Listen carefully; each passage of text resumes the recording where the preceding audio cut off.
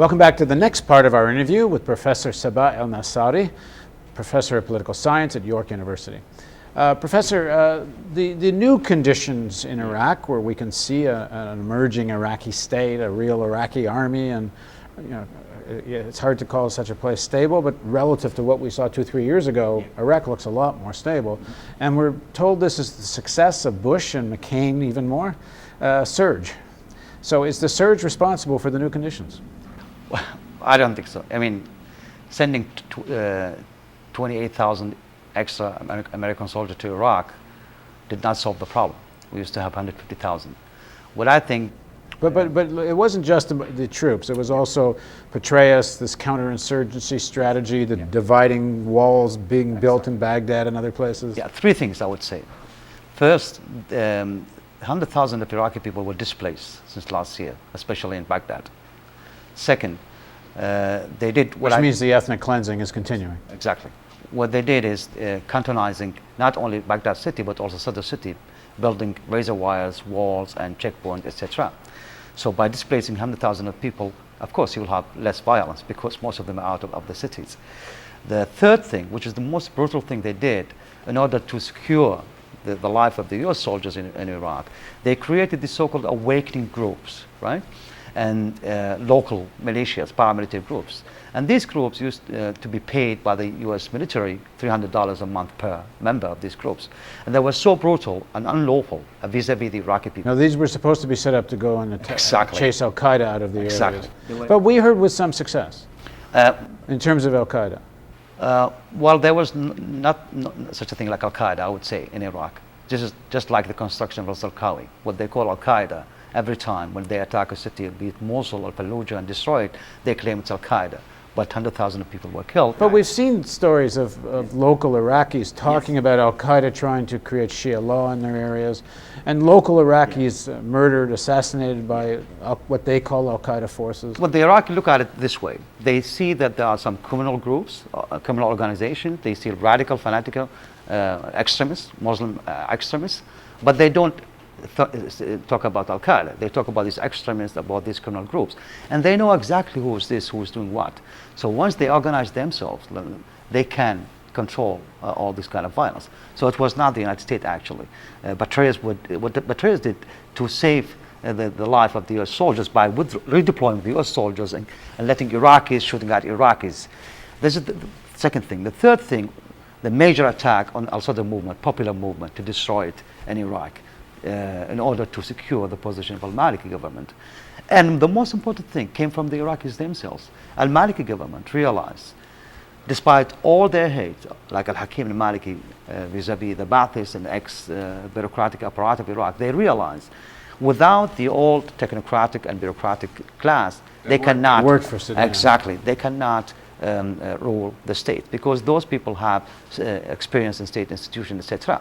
So they start bringing back these old nationals and technocrats into the state institutions, where you have relatively functioning state institution comparing to last year, where you have al-Hakim people, Maliki people with absolutely no experience. So this new Iraqi government that we're seeing isn't really quite so new. What we're talking about is they brought back much of the administrative apparatus of Saddam Hussein. Because you have some parties within the parliament, like Alawi, but also another parties, nationalist parties, they have a connection to these old so-called middle class, professional, etc. And they were pushing the government to bring all these people back to their position. Bremer dismissed them in 2004 in a huge scale. And most of them, they were not Ba'athists. Most of them were technocrats.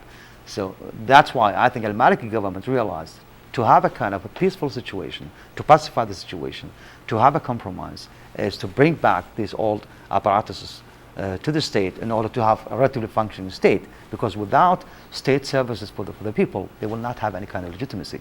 So at the end of the day, it was the Iraqi who gets rid of the violence, who relatively now have good functioning state institutions. But do you think this would have happened with or without the extra troops? I would say with only one difference. We wouldn't have 100,000 displaced last year, because now we have 4 million people are displaced within and outside Iraq, and part of it because of the surge. So without the surge, we wouldn't have 100,000. But why did the surge lead to more displacement? I thought there has been a reduction of of terrorist attacks against mosques, there seems to be a reduction of level of straight sectarian violence. Well, my argument is there was never a sectarian conflict in Iraq.